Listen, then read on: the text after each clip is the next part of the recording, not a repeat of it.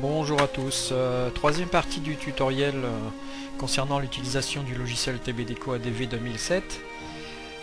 Nous avons vu dans la partie 2 le tournage de la pièce que vous voyez ici à l'écran. Nous avons fait tout le tournage de cette pièce avec les deux épaulements. Nous allons ici aujourd'hui nous attaquer au filetage qui sera un M10 au pas de 100 sur une longueur de 8 mm. Nous allons donc effectuer ce peignage à l'aide de la macro G933. Pour réaliser ce peignage, nous allons avoir besoin d'un outil supplémentaire que nous allons ajouter sur le peigne 2. Dans le catalogue d'outils, nous allons donc renseigner notre outil T25 qui sera notre outil de peignage, avec un niveau de peignage extérieur. Ok. Nous allons garder nos géométries standards, puisque nous ne l'utilisons que pour le tuto. Par contre ici, la géométrie en Z que vous allez prendre, vous devrez impérativement la prendre ici au flanc, parce que ici, comme vous voyez sur le plan, le filetage est très près de notre épaulement.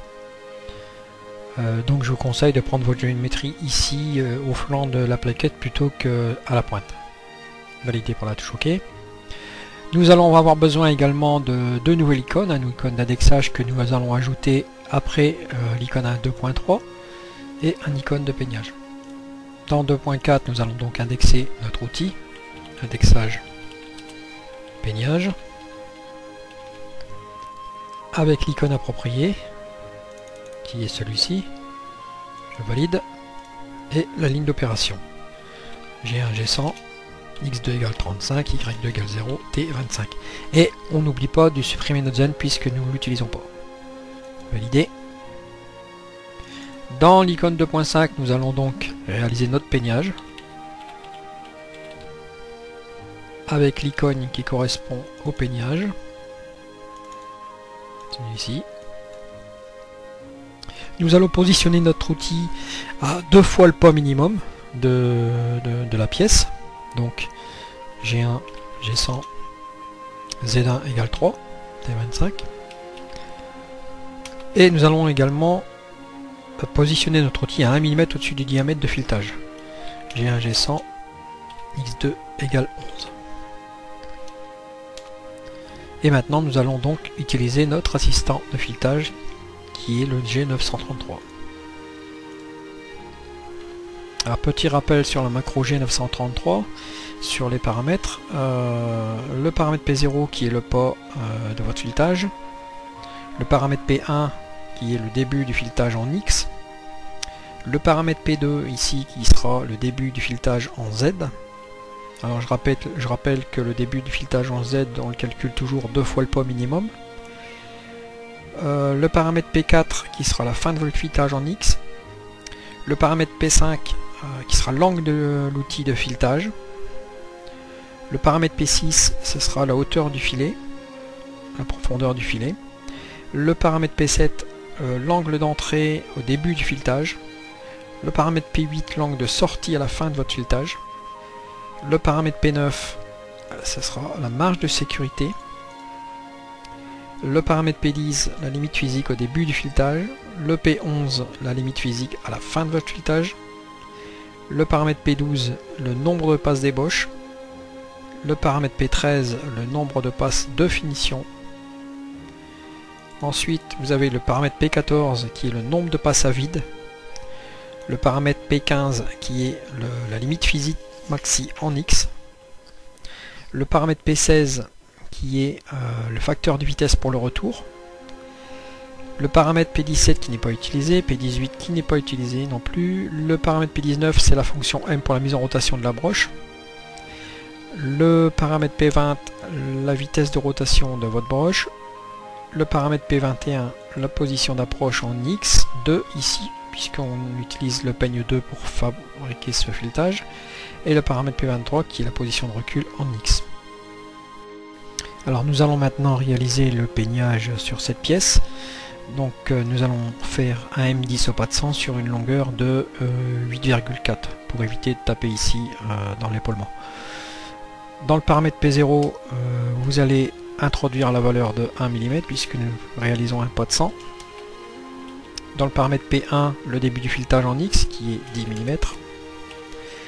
Dans le paramètre P2, le début du filetage en Z. Alors je rappelle ici, on calcule le début de filetage en Z en multipliant par 2 la valeur du port. Et on lui attribue éventuellement une petite garde de 1 mm. Ce qui nous fait donc ici une valeur de 3 mm. La fin du filetage en Z, nous allons donc fileter cette pièce sur 8,4 mm. Le fin de filetage en X qui est égal à la valeur de P1, c'est-à-dire 10 mm, puisqu'ici nous réalisons un filetage cylindrique. Le paramètre P5 qui est l'angle de l'outil de filetage qui est à 60 degrés, que nous n'allons pas modifier non plus. Le paramètre P6 qui est la hauteur du filet, paramètre optionnel mais que nous pouvons indiquer ici, c'est-à-dire 0,613 multiplié par le pas, ce qui nous donne donc une valeur de 0,613. L'angle d'entrée du début du filetage qui est à 45 degrés. Alors le paramètre P7, par défaut on considère une entrée à 45. Pour une entrée droite, par exemple, lorsque le filetage commence en dehors de la pièce, on introduit 90 degrés. C'est notre cas aujourd'hui, donc on va introduire 90 degrés. Le paramètre P8 qui est égal au paramètre P7, par contre lui consiste à sortir à 45 degrés. Si vous sortez ici à 45 degrés, à tous les coups vous allez taper dans votre épaulement. Donc je vous conseille ici d'indiquer une valeur de 90 degrés pour avoir une sortie droite. La marge de sécurité, qui est une distance entre la pointe d'outil et le diamètre. Par défaut il est de 0,2 au rayon, mais on peut augmenter cette valeur si le dernier filet n'est pas bon. Dans ce cas, le point calculé lors de la sortie de l'outil sera plus éloigné dans le sens X et le dernier filet sera complet. Le paramètre P10 que nous n'allons pas modifier, le paramètre P11 que nous n'allons pas modifier également, le paramètre P12 qui est le nombre de passes d'ébauche qui se calcule comme ceci, P1 plus 0,5, c'est-à-dire 10,5. Nous allons lui donner une valeur de 10, c'est du laiton, c'est un peu beaucoup, mais on va, pour le tuto, on va laisser comme ça. Le paramètre P13 qui est le nombre de passes de finition que nous allons passer à 1.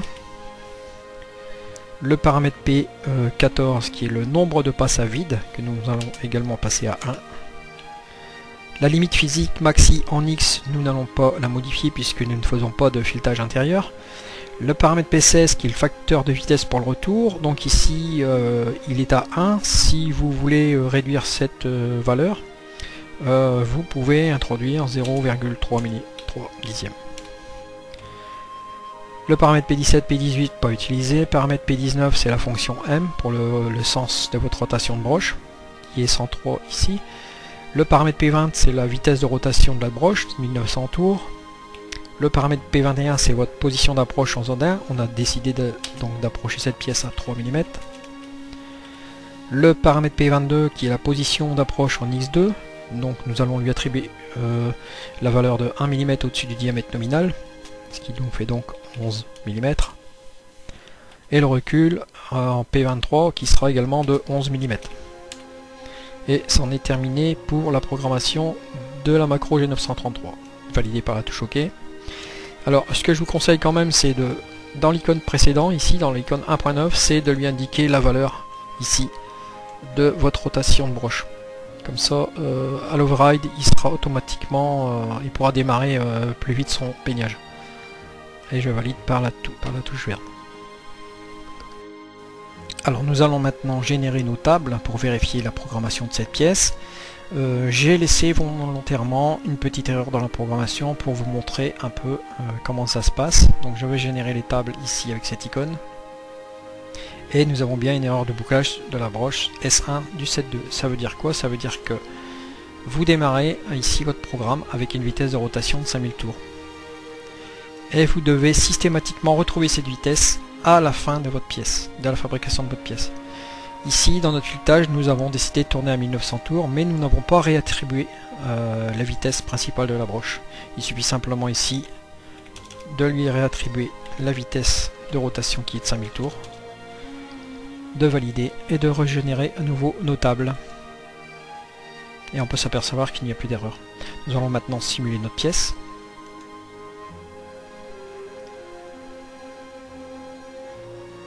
Donc vous allez ici faire une lecture de notre pièce. Donc ici en T11 vous allez avoir le recul de votre coupe, le positionnement en simultané du T15 qui est la finition et du T21, façage du T15, tournage en simultané, dégagement, positionnement de votre outil de filetage et filetage. Ici en S4 vous allez avoir l'éjection de votre pièce, approche ici de votre contre-broche, prise de pièce et votre coupe avec le T11. Et c'en est terminé avec ce tuto numéro 3. Je vous dis donc à bientôt pour un prochain tuto.